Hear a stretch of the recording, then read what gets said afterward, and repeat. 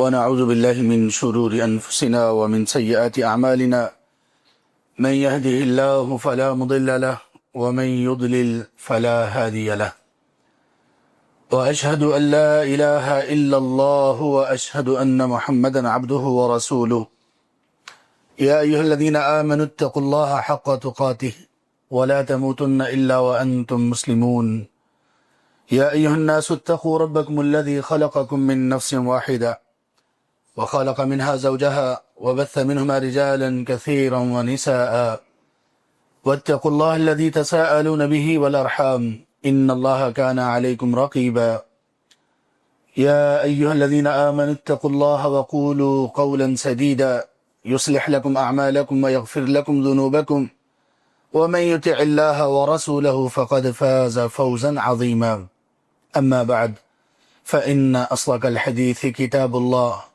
وأحسن الهدي هدي محمد صلى الله عليه وآله وصحبه وسلم وشر الأمور محدثاتها وكل محدثة بدعة وكل بدعة ضلالة وكل ضلالة في النار.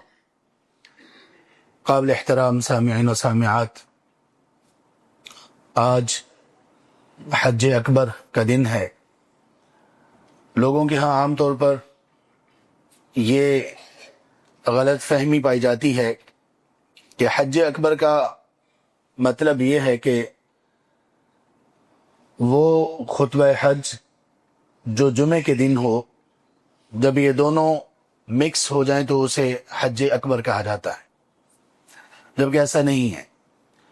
یعنی لوگ بڑے منتظر ہوتے ہیں، بڑے جستجو رکھنے والے ہوتے ہیں کہ کہیں ہمیں ایسا حج نصیب ہو جو حج جمعے کے دن پڑھا جائے، پڑھایا جائے، جبکہ جمعے کے دن اگر حج ہو تو تب بھی اسے حج اکبر نہیں کہتے۔ حج اکبر اسلام نے کہا ہے 10 ذو الحج کو۔ آج سعودی عربیہ میں 10 ذو الحج ہے، تو آج وہاں حج اکبر ہے۔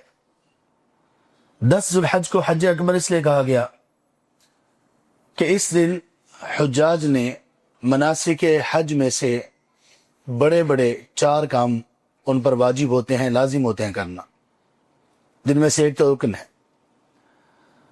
آج کے دن ان لوگوں نے جمرات کو کنکریاں مارنی ہیں، بلکہ ایک جمرہ کو۔ آج کے دن ان لوگوں نے قربانی کرنی ہے، یہ واجب ہے حج کا۔ آج کے دن ہی ان لوگوں نے اپنے بالوں کو کٹوانا اور منڈوانا ہے، یہ بھی واجب ہے حج کا۔ اور آج کے دن ان لوگوں نے طواف افاضہ کرنا ہے، جو کہ رکن ہے حج کا۔ تو مناسک حج میں یہ 4 بڑے بڑے واجبات اور رکن یہ جمع ہوتے ہیں، اس لیے اس کو حج اکبر کہا جاتا ہے۔ حج اسلام کا ایک بہت بڑا پیغام ہے۔ اسلام کی عبادات کئی طرح کی ہیں۔ اسلام نے انسان کو ایک مقصد حیات دیا۔ اللہ تعالیٰ نے فرمایا سورۃ الذاریات میں آیت نمبر 56 میں، وَمَا خَلَقْتُ الْجِنَّ وَالْإِنسَ إِلَّا لِيَعْبُدُونَ، میں نے جن اور انسانوں کو محض اس لیے پیدا کیا کہ وہ میری عبادت کریں، بندگی کریں۔ اس مقصد حیات کو پورا کرنے کے لیے اللہ تعالیٰ نے انبیاء اور رسل کا سلسلہ زمین سے جاری کیا، اور آسمانوں سے ان پر کتابیں، وحی اور پیغامات بھیجنے کا سلسلہ جاری کیا۔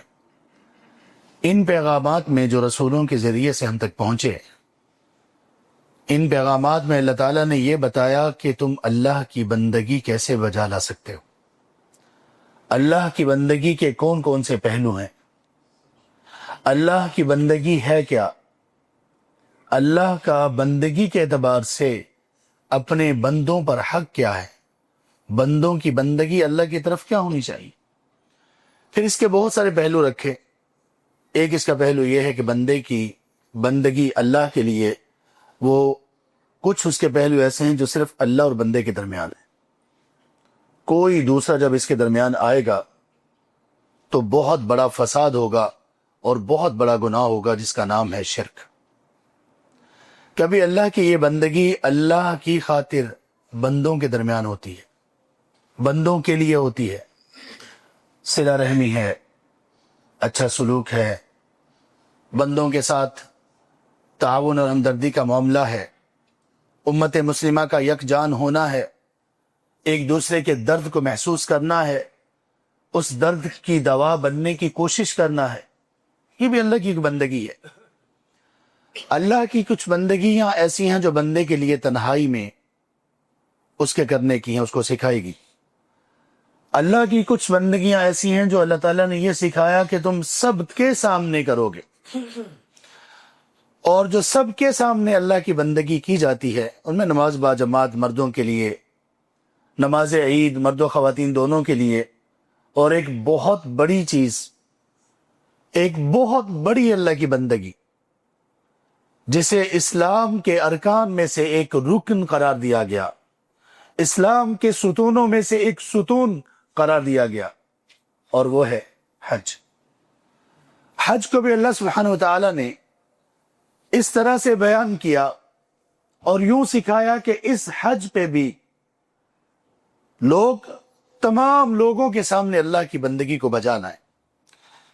اللہ تعالیٰ نے ہر وہ عبادت جو لوگوں کے سامنے یا لوگوں کے ساتھ اجتماعی طور پر فرض کی ہے، اس میں بھی اللہ کی بڑی حکمتیں ہیں، اور اللہ تعالیٰ کی وہ عبادات جو اللہ تبارک و تعالیٰ نے تنہائی میں بندے کے لیے مقرر کر رکھی ہیں، اس میں بھی اللہ تعالیٰ کی کئی حکمتیں ہیں۔ پھر ہر وہ عبادت جو بندہ اجتماعی طور پر کر رہا ہوتا ہے، ہر وہ عبادت جو بندہ اجتماعی طور پر کر رہا ہوتا ہے، اس عبادت میں بھی بندہ اللہ کے سامنے اپنے دل کی حالت کے اعتبار سے تنہا ہوتا ہے۔ اس کے دل کی کیفیت کو کوئی نہ جان سکتا ہے، نہ دیکھ سکتا ہے، نہ محسوس کر سکتا ہے۔ تو گویا اللہ تعالیٰ نے اجتماعی عبادات تو رکھی کہ ایک دوسرے کے سامنے کرو گے، لیکن اس میں بھی تنہائی کا یہ پہلو رکھا کہ بندے تیرے دل میں کیا ہے، تیرے رب کی اس پر نظر ہے۔ اللہ کے رسول صلی اللہ علیہ وآلہ وصحبہ وسلم کا فرمان ہے صحیح مسلم میں، ان اللہ لا ينظر الى صورکم ولا الى اجسادکم، دیکھو اللہ تمہاری شکلوں کو نہیں دیکھتے، اللہ تمہارے جسموں کو نہیں دیکھتے۔ یعنی اللہ کا مقصود، اللہ کی ڈیمانڈ تم سے یہ نہیں ہے کہ تمہارے جسم اور تمہاری شکلیں یہ کتنی بہترین ہیں، کتنی خوبصورت ہیں۔ یہ سب کچھ تو خود اللہ نے بنایا۔ جو چیز اللہ نے بنائی ہمارے اختیار میں ہی نہیں تھی، اس میں بندوں کا امتحان نہیں ہے۔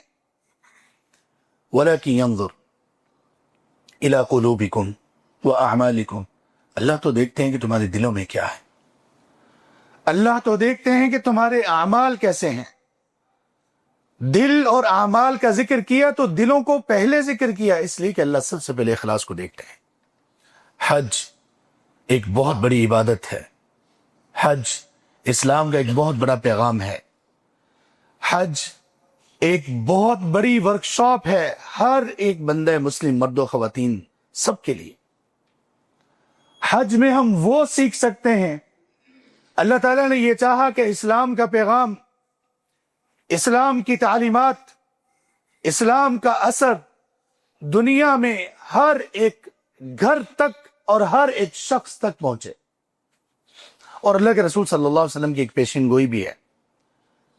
آپ نے فرمایا ان اللہ زوالی المشارق والمغارب، اللہ تعالیٰ نے میرے لیے مشرق و مغرب کو سمیٹ دیا، میرے لیے زمین کو سمیٹ دیا۔ کیا مطلب؟ اللہ سبحانہ و تعالیٰ نے اپنے رسول صلی اللہ علیہ وسلم کے سامنے پوری زمین کو چھوٹا کر کے آپ کو دکھایا۔ یہ آپ کا معجزہ تھا۔ پھر آپ علیہ السلام کو یہ کہا گیا کہ یہ جہاں تک مشرق و مغرب ہے اس زمین پر، اس کے درمیان جو بھی گھر ہوگا، وہ کنکریٹ سے بنا ہو، وہ چمڑے سے بنا ہو، وہ خیمے کا ہو، کوئی بھی گھر ہوگا، اللہ اس تک اسلام کے پیغام کو پہنچا دیں گے۔ اسلام کا پیغام ضرور پہنچے گا۔ بعز عزیز وذل ذلیل، کوئی بندہ، کوئی حکمران، کسی کی شخصیت بہت جابر ہو، کسی کی شخصیت بڑی نرم ہو، کوئی کسی بھی مزاج کا مالک ہو، بادشاہوں سے لے کر رعایا تک کسی بھی طرح کے حالات ہوں، لیکن اللہ اپنے پیغام کو ہر صورت دنیا کے ہر گھر میں پہنچا دیں گے۔ اور اللہ کے رسول صلی اللہ علیہ وسلم کی یہ پیشین گوئی پوری ہوئی، پوری ہو رہی ہے اور پوری ہو کر رہے گی۔ اسلام کے پیغام کو لوگوں نے حج کے موقع پر دیکھا، اسلام کے پیغام کو لوگوں نے حج کی صورت میں دیکھا۔ اللہ نے لوگوں کو بتایا کہ اسلام کیا ہے، اس کے کئی ذرائع ہیں، ان میں سے حج ایک ہے۔ لیکن اس میں افسوس یہ ہے، اس میں تکلیف دہ بات یہ ہے کہ ہم مسلمانوں نے بھی حج سے وہ سیکھا نہیں جو ہمیں سیکھنا چاہیے تھا۔ حج کیا، یہ کچھ چند ایک چیزیں ہم بیان کرتے ہیں۔ اللہ تبارک و تعالیٰ نے حج کے سلسلے میں جو آیات بیان فرمائی، ان کا تعلق بھی ایک عالمی سطح پر ہے۔ اللہ تعالیٰ نے فرمایا ابراہیم علیہ السلام کو، وَأَذِّنْ فِي النَّاسِ بِالْحَجِّ يَأْتُوكَ رِجَالًا وَعَلَى كُلِّ ضَامِرٍ يَأْتِينَ مِنْ كُلِّ فَجٍّ عَمِيقٍ۔ اب لوگوں میں بس حج کا اعلان کیجئے، صرف حج کا اعلان کیجئے۔ کس دور میں کہا گیا؟ جب اس بیت اللہ کے قریب چند ایک گھر تھے۔ یہ کب کہا گیا؟ جب وسائل آنے جانے کے اتنے آسان نہیں تھے۔ یہ کب کہا گیا؟ جب کہ وہ بیت اللہ شدت کی گرمی میں ہوتا تھا، پتھروں کے درمیان، چٹانوں کے درمیان اور پہاڑوں کے درمیان گھرا ہوا۔ کہا ہوا اذان وَأَذِّنْ فِي النَّاسِ بِالْحَجِّ، آپ کا کام ہے لوگوں میں اعلان کیجئے۔ لوگ پیدل چل کر، جس کو سواری بہت عمدہ نہ ملے گی، وہ کمزور سواری پر گرتے پڑتے شوق کے ساتھ، جستجو کے ساتھ اس گھر میں آئیں گے۔ اب اعلان کیجئے وَأَذِّنْ فِي النَّاسِ بِالْحَجِّ، دنیا کے چاروں اطراف سے آئیں گے۔ پھر کہا إِنَّ أَوَّلَ بَيْتٍ وُضِعَ لِلنَّاسِ لَلَّذِي بِبَكَّةَ مُبَارَكًا، سب سے پہلا گھر جو اللہ تعالیٰ نے لوگوں کے لیے کہ وہ اللہ کی بندگی کرے زمین پر بنایا، وہ مکہ مکرمہ میں تھا۔ ہدی للناس، یہ لوگوں کے لیے ہدایت ہے۔ یہ لوگوں کے لیے ہدایت کیسے بنی؟ اس لیے کہ اس سے اسلام کے وہ پیغامات اللہ تعالیٰ نے پوری دنیا تک پہنچائے۔ اس میں وہ عبادات جو کسی اور جگہ پہ نہیں ہو سکتی، عمرہ اور حج۔ اس میں وہ عبادات کہ جو اور کسی جگہ پر نہیں کی جا سکتی، جیسے طواف۔ اس کی فضیلت، وہ فضیلت جو دنیا میں کسی اور جگہ کو نصیب نہ ہوئی، جیسے حرم۔ اللہ تعالیٰ نے اس میں لوگوں کے لیے ہدایت رکھی۔ یہاں پر قرآن کریم کا نزول کا آغاز ہوا مکہ میں۔ اللہ تعالیٰ نے اس کو لوگوں کے لیے ہدایت کا راستہ اور ہدایت کا سبب اس طرح سے بنایا کہ اس کا ایک بہت بڑا مظہر حج ہے۔ حج کا سب سے بڑا درس، حج کی سب سے بڑی تعلیم، کہ جس کے بغیر کسی بھی مسلمان کا نجات کا معاملہ کبھی بھی وہ سرخرو نہیں ہو سکتا جب تک کہ اس چیز پر عمل نہ کرے۔ اور یہ وہ چیز ہے جس کے لیے اللہ تعالیٰ نے زمین و آسمان کو بنایا۔ یہ وہ چیز ہے جس کے لیے اللہ تعالیٰ نے انبیاء اور رسل کو مبعوث کیا۔ یہ وہ چیز ہے جو تخلیق انسانی کا سبب بنی، اور یہ وہ چیز ہے جو اس دنیا کے کارخانے کے چلنے کا سبب ہے۔ جس دن یہ چیز ختم دنیا سے، اس دن فوراً قیامت برپا ہو جائے گی۔ یہ کون سی چیز ہے؟ اللہ کی توحید، لا الہ الا اللہ، اللہ کے سوا کوئی عبادت کے لائق نہیں، یہ توحید کا کلمہ۔ حج کا سب سے بڑا پیغام یہ ہے، جو صحابہ رضی اللہ عنہم اجمعین اللہ کے رسول صلی اللہ علیہ وسلم کے حج کے طریقوں کو بیان کرتے ہیں۔ اللہ اکبر، کیا خوش نصیب تھے وہ صحابہ جن کو یہ سعادت نصیب ہوئی کہ اللہ کے رسول صلی اللہ علیہ وسلم کے ساتھ انہوں نے حج کیا۔ اللہ اکبر، رضی اللہ عنہم اجمعین۔ صحابہ کہتے ہیں احرام آپ نے باندھا، احرام باندھنے کے بعد کیا کیا؟ سب سے پہلا شعیرہ، سب سے پہلی علامت، سب سے پہلا پیغام، فَأَحَلَّ بِالتَّوْحِيدِ، آپ علیہ الصلوۃ والسلام نے احرام کے بعد سب سے پہلے حج کا جو تلبیہ کہا وہ تلبیہ توحید کا تلبیہ تھا. فَأَهَلَّ بِالتَّوْحِيدِ. صحابہ نے یہ سیکھا کہ احرام کے بعد، حج کے قصد کے بعد، اس کا سب سے بڑا، سب سے پہلا سبق، سب سے نمایاں سبق جو سکھایا گیا، جو بتایا گیا، جو ظاہر کیا گیا، وہ توحید کا تلبیہ ہے. توحید کا تلبیہ کا کیا مطلب ہے؟ لبیک اللہم لبیک لبیک لا شریک لک لبیک ان الحمد والنعمت لک والملک لا شریک لک. یہ تلبیہ توحید ہے.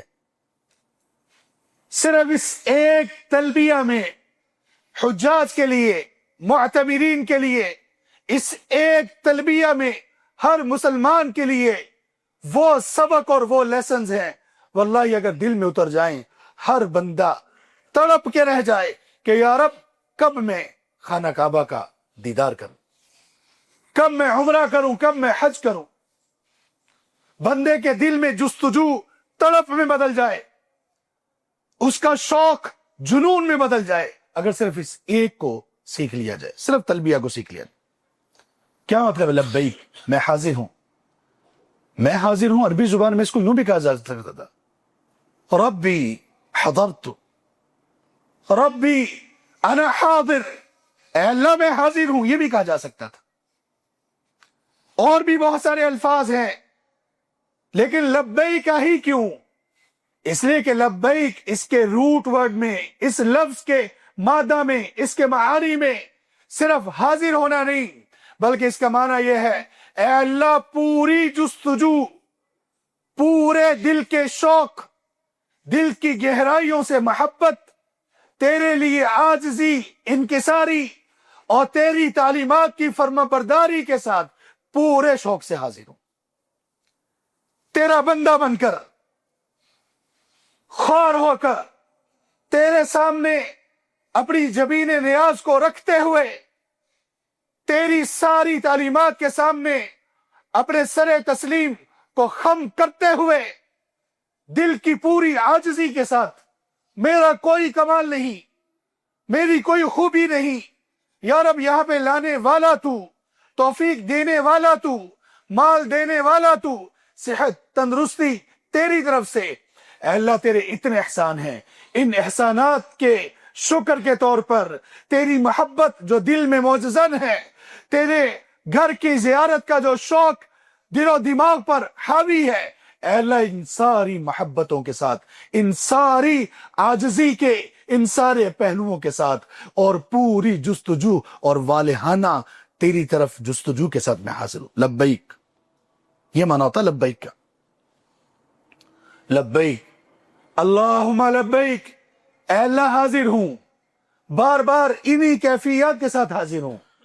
اور پھر یا رب تیرے گھر کے لیے میرے پاس وہ سجدے تو نہیں ہے جو کہ تیری بارگاہ کے لائق ہیں.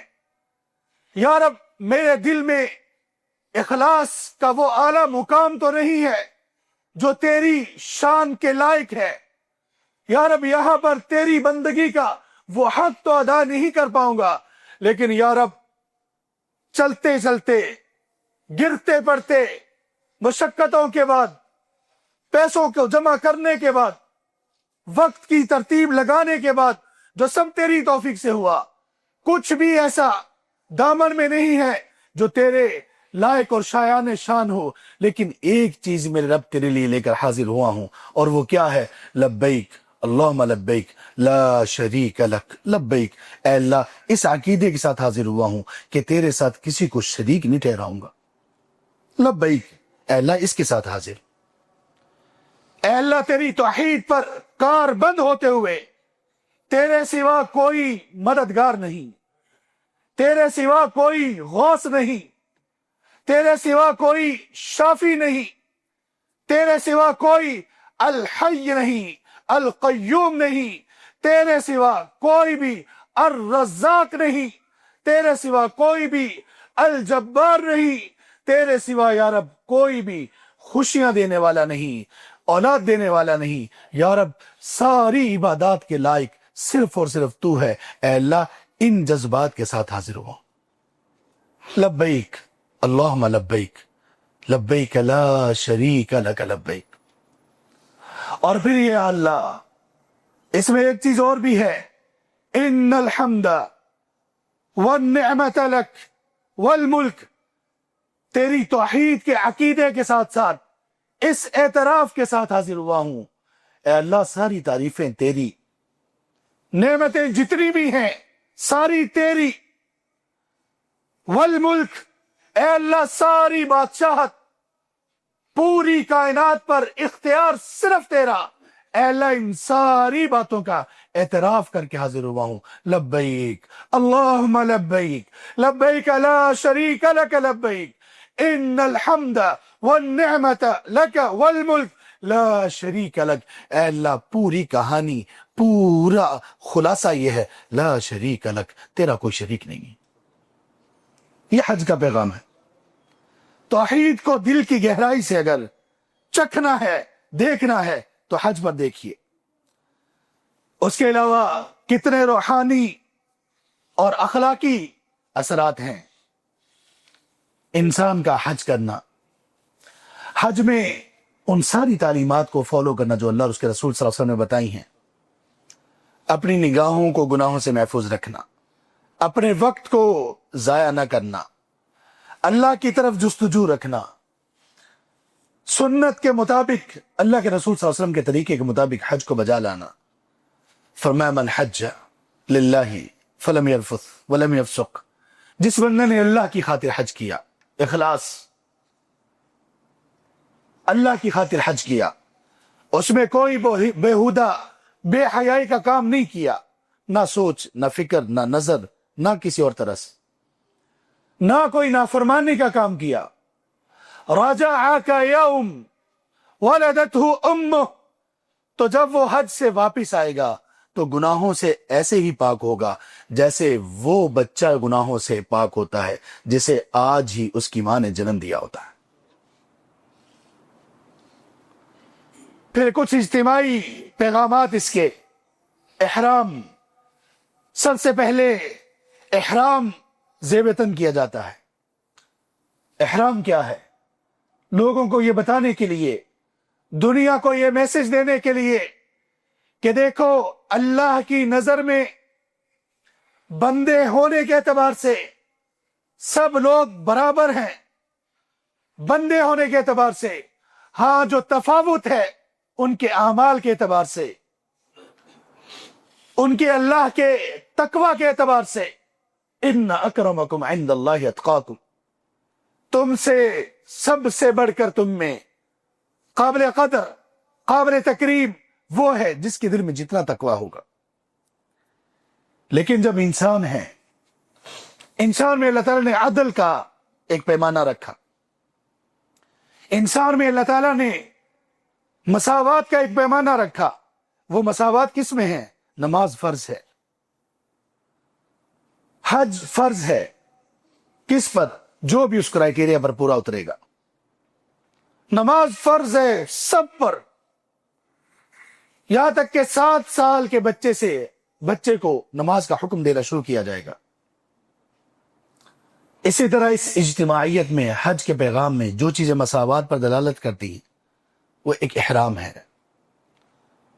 اگر تمہارے پاس کسی ملک کی بادشاہت ہے، تم بھی احرام یہی پہنو گے، 2 چادریں ہوں گی، سلی ہوئی نہیں ہوں گی، سفید ہوں گے، کہ لوگوں میں جب تم گھل مل جاؤ تو تمہیں یہ سوچنے کا موقع ملے کہ میں کیا بنتا ہوں، میں دل میں کیا سوچتا ہوں۔ اپنے مال کی وجہ سے، اپنی سلطنت کی وجہ سے، اپنے عہدے کی وجہ سے، اپنے مال و دولت کی وجہ سے، اپنی شکل و صورت کی وجہ سے، اپنی کاسٹ برادری کی وجہ سے میں لوگوں میں اپنے آپ کو بلند سمجھتا ہوں۔ یہاں پر آ کر اللہ تعالیٰ نے 2 احرام کی انسلی چادریں پہنا کر لوگوں میں اس کو مکس کر دیا کہ یہاں پر وہ لوگ بھی ہیں، ممکن ہے کہ 2 وقت کا کھانا ٹھیک سے مشقت کے بغیر اس کو نصیب نہ ہو، اور وہ لوگ بھی ہیں جن کا نسلوں تک کے لیے انتظام ان کے سامنے موجود ہے، لیکن یہ دونوں ایک ہی جگہ پر، ایک ہی لباس میں، ایک ہی خانہ کعبہ کے ارد گرد طواف کر رہے ہیں. سب کی نظریں اپنے رب پر ہیں، سب ایک ہی لباس میں ہیں کہ کسی بھی بندے کے دل میں کوئی کبر، کوئی تکبر، کوئی بڑائی، کوئی بلندی، کوئی ایسی چیز نہ آنے پائے. تمہیں صرف اس وقت یہ خیال رکھنا ہے تم اللہ کے بندے ہو، اسی طرح سے دنیا میں آؤ ہو، اور جب تم اللہ کے سامنے پہنچو گے تو تب بھی بغیر کسی تقسیم میں ایسے اٹھاؤ جاؤ گے، حفاتن عوراتن غرلا. نہ تمہارے پاؤں میں جوتا ہوگا، نہ جسم پر لباس ہوگا، نہ تم ختنے سے ہوگے، بالکل پیدائش کی طرح تم لوگوں کو اللہ کے سامنے اٹھایا جائے گا. نہ کوئی وہاں پر امیر ہوگا، نہ فقیر، اس میں فرق ہوگا. نہ اس میں یہ ہوگا کہ یہ بادشاہ ہے، یہ رعایا ہے، کوئی فرق نہیں. یہ خوبصورت تھا، یہ بدصورت تھا، کوئی فرق نہیں. یہ گورا ہے، یہ کالا ہے، کوئی فرق نہیں. یہ بہت بڑی کاسٹ کا تھا، یہ چھوٹی کاسٹ کا ہے، کوئی فرق نہیں. لوگوں، قیامت کے دن کا وہ منظر مساوات کا آج تم حج کے موقع پر دیکھ سکتے ہو. یہاں پر ہم لوگ، کتنے لوگ ایسے ہیں اپنی برادری اور کاسٹ کو ان لوگوں نے ایک بت بنا رکھا ہے جس کی باقاعدہ پوجا کرتے ہیں. نہیں، ہم لوگ اپنی برادری سے باہر رشتے نہیں کرتے. کیوں نہیں کرتے؟ برادری تو تمہاری اگر آدم کی اولاد سے ہو تو آدمی ہو، یا تو کوئی اور سلسلہ ہے تمہارا آدم کے علاوہ، پھر تو چلے بات ہے. آدم کی اولاد ہو پھر کہتے ہو نہیں میری برادری نہیں ہے. یا ایھا الناس انا خلقناکم، اللہ فرماتے ہیں یا ایھا الناس انا خلقناکم، لوگوں ہم نے تمہیں پیدا کیا، تمہارا کوئی کمال نہیں ہے. وجعلناکم شعوبا، ہم نے تمہیں قبیلے کنبوں میں تقسیم کیا، ہم نے، تمہارا کیا کمال ہے. لتعارفوا، قبیلے کنبے اس لیے مختلف بنائے کہ تمہیں ایک دوسرے کی پہچان ہو. بس ان اکرمکم عند اللہ اتقاکم، سب سے معزز اللہ کے ہاں کون ہے؟ وہ جس میں اللہ کی نافرمانی سے بچنے کا جتنا زیادہ جذبہ ہوگا، یہ تقویٰ ہے. اللہ کی نافرمانی سے بچنے کا نام تقویٰ ہے.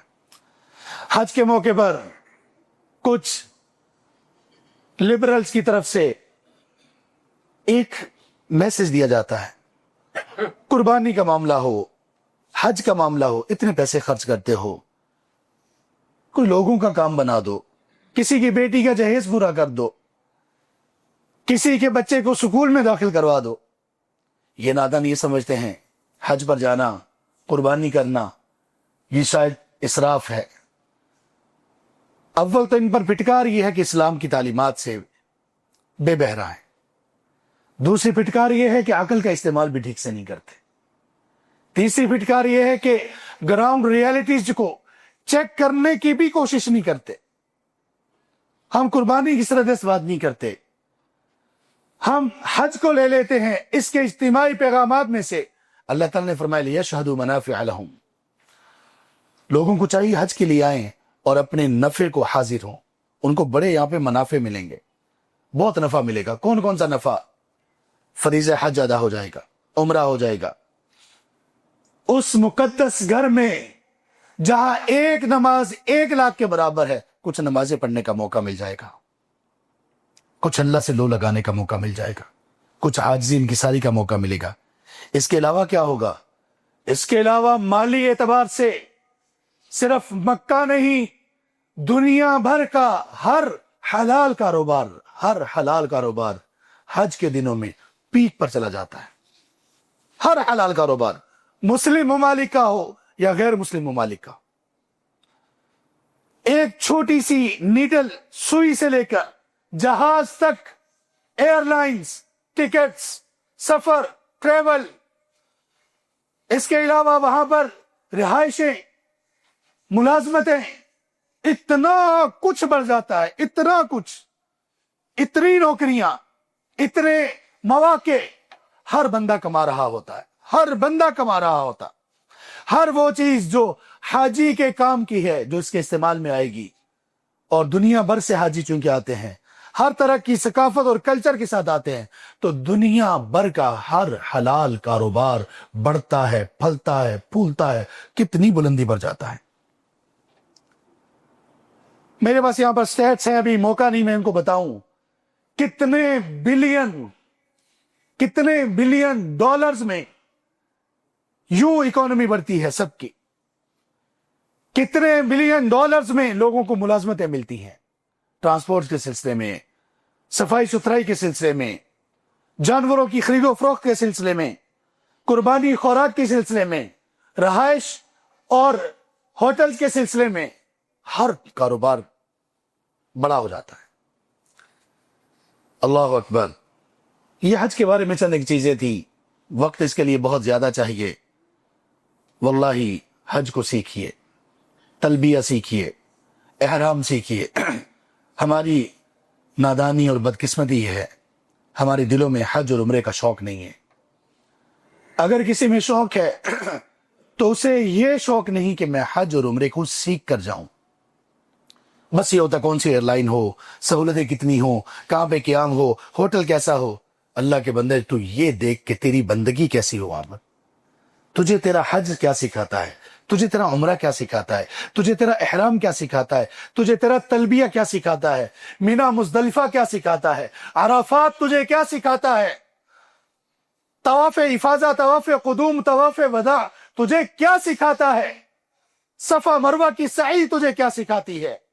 اللہ کے سامنے ان مناسک کے بعد اپنے سر سے بالوں کو اتار دینا یہ تجھے کیا سکھاتا ہے. ان میں سے تجھے کسی چیز کا علم نہیں, تو حج اور عمرے کے لیے چل کھڑا ہوتا ہے. اور اگر ان چیزوں کا علم ہو جائے تو پھر بندہ تڑپے, پھر بندے میں تڑپ ہو کے یار مجھے بلا لے. اللہ ہمیں بھی اپنی رحمت سے بلائے, اور اللہ تبارک و تعالی ہمیں بھی بار بار اس گھر کی زیارت نصیب کرے. وآخر دعوانا الحمدللہ رب العالمین.